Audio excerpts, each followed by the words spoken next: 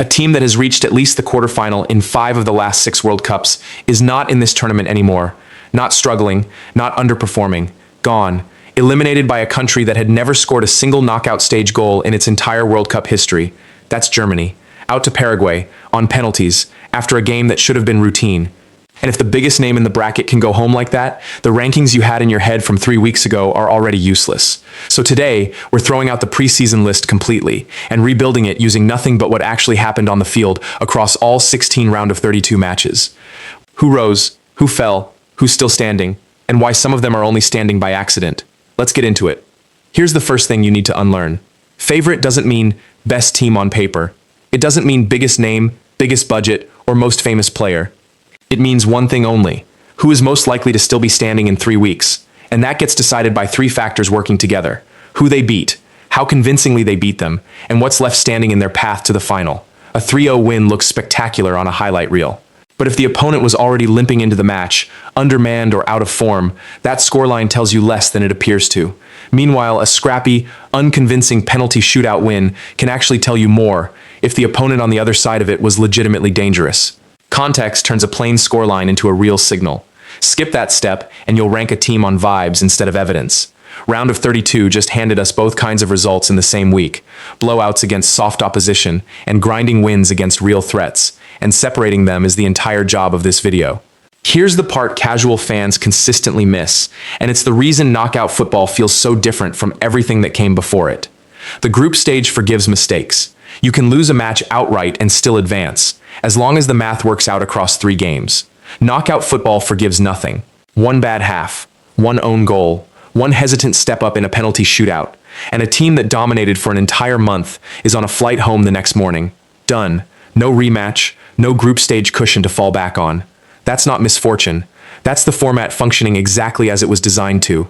Every team left after round of 32 has now been tested by stakes that end careers and legacies inside 90 minutes, sometimes inside a single kick.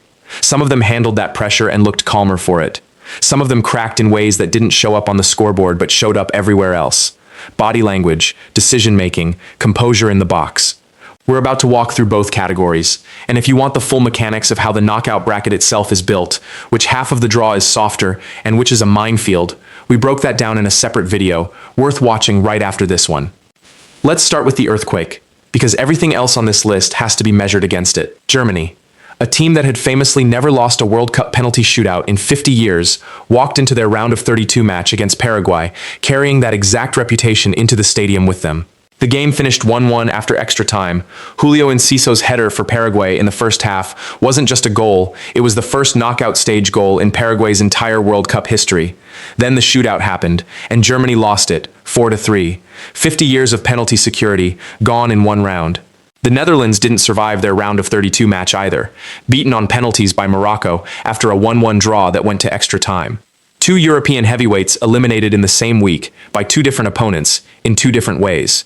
And the team that knocked out the Netherlands, Morocco, didn't stop there. They followed it up by beating co-host Canada 3-0 in the round of 16. That's not an upset anymore. That's a pattern forming in real time. On the other side of the bracket, Argentina came far closer to joining Germany and the Netherlands on the plane home than the final scoreline suggests. Cape Verde, a nation playing in its first ever World Cup, erased a 1-goal Argentina lead, twice, forcing extra time before Argentina finally closed it out 3-2. The scoreboard says Argentina advanced comfortably. The match itself says Argentina was rattled by a team with a fraction of their World Cup pedigree. Write that down, because it matters for how far you should actually trust them going forward. Here's the nuance that most quick-take rankings get completely backwards. Winning ugly is not automatically a red flag. Portugal needed a stoppage-time goal from Gonçalo Ramos, on top of an earlier Cristiano Ronaldo goal, to beat Croatia 2-1, in a match that went right down to a VAR review in the final minutes.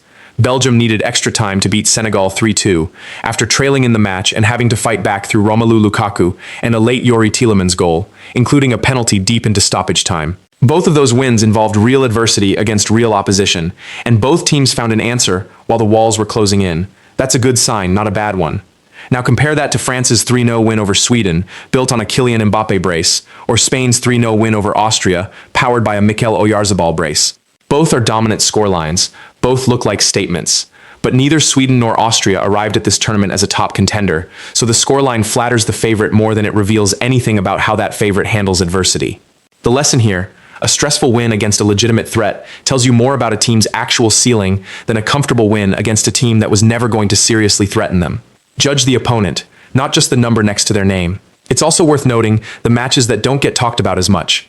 Colombia beat Ghana 1-0 on a single first-half goal from John Arias, controlling the ball for most of the match without ever needing to pull away. Switzerland beat Algeria 2-0 comfortably. Egypt needed a shootout to get past Australia, winning it 4-2 after a 1-1 draw. Canada scraped past South Africa 1-0 on a goal in second-half stoppage time. Mexico beat Ecuador 2-0. England beat Congo DR 2-1, with Harry Kane delivering when it mattered.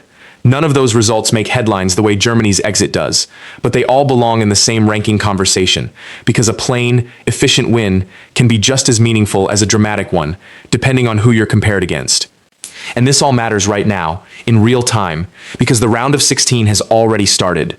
Morocco just beat Canada 3-0 today, extending the exact momentum that ended the Netherlands tournament less than a week ago. Brazil, who beat Japan 2-1 in the previous round on goals from Casemiro and Gabriel Martinelli, now plays Norway next.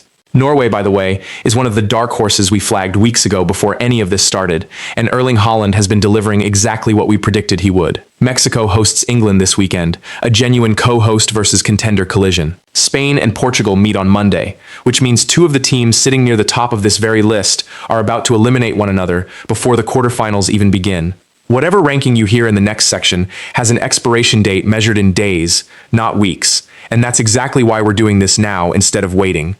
So here's where the favorites actually stand, based on what's happened, not what we assumed going in. France and Spain sit at the top, both dominant in their round of 32 wins, both still untested by real adversity, which could be read as a strength or as a warning sign, depending on who lines up across from them next.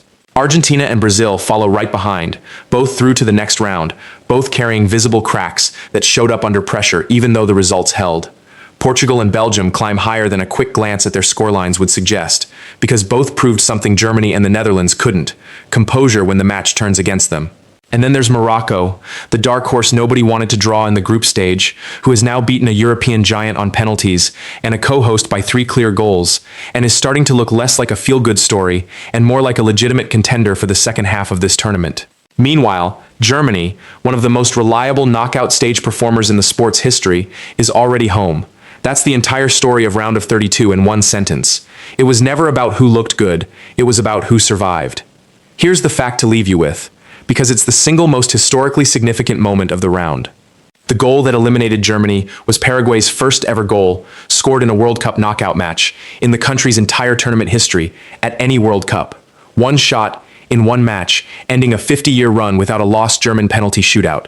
That's the kind of moment that gets remembered long after the final whistle of this tournament. Now I want to hear from you. Which team on this list do you think gets exposed next when the games get harder? And which dark horse do you think goes furthest before this is all over? Drop it in the comments. I read every single one, and I'll be referencing your picks the next time we update this ranking. You're welcome. Subscribe if you enjoyed this type of content. It means a lot.